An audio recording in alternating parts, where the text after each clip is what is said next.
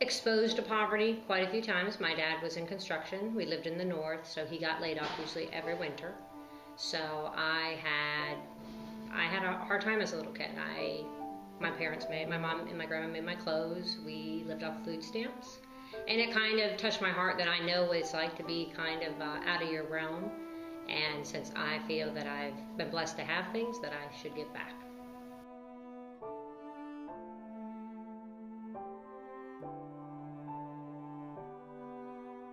The first time I heard about Turning Point, I was reading an article in the Union County Weekly, and it was kind of like their highlight feature of the month or something, and it talked about how this organization helped people of Union County, women that were being battered as well. What touched my heart was that they could bring their children along up to the age of 18.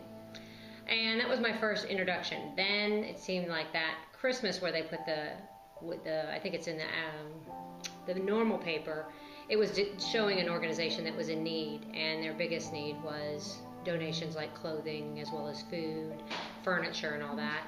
And that kind of got me intrigued, and we had just moved here. That was 6 years ago, and I saw a lot of people getting rid of a lot of things, and I thought, why not give it to someone in need?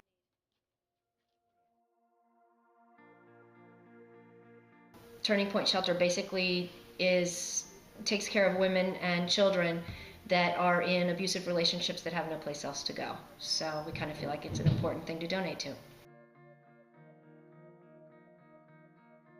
Turning Point is actually one of the largest shelters in the southeastern United States. So seeing I go to public school in Union County, I thought it'd be best to help out the shelter that directly affects us.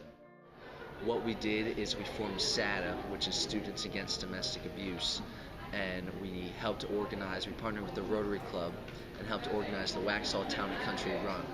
And it took a few months, but on April 29th, 2011, we had 500 runners and over 1,000 spectators come out in Waxhaw to race against domestic violence, and our fundraiser raised over $5,000 for the shelter. Families that go there are taken care of, but even once they have left the facility, they still continue to help those people, whether it is with education, with furniture, which I think is awesome. So once they move out, if they're missing a couch or a twin bed and that comes into their facility, that would still go out to them. And the reason with the donating, by being able to donate clothing especially, it lets them come back when they're unable to afford something and get their children clothed for school, which I think is great. And also a side project I did is to raise money through corporate sponsorships. I raised about anywhere, because today we just had a deal closed with Balfour Beatty, who's a big sponsor of SADA and Turning Point. They're very generous over there, and they've agreed today to actually donate an additional $500 to $1,000. So as of today, probably raised about anywhere from $2,000 to $2,500 for the shelter, just on the side as a side little project. We heard about Turning Point Shelter from a neighbor down the street. She's a big supporter of it, and it's a shelter that supports domestic violence. What we're going to do today is we have some things that we're going to take over to the, it's called the Second Chance Boutique, and what they do is they sell high-end items, I guess, to whoever wants to come in and buy them, but everything that they make goes directly to the Turning Point Shelter. Very rewarding working with the shelter. We do a lot of things with the kids.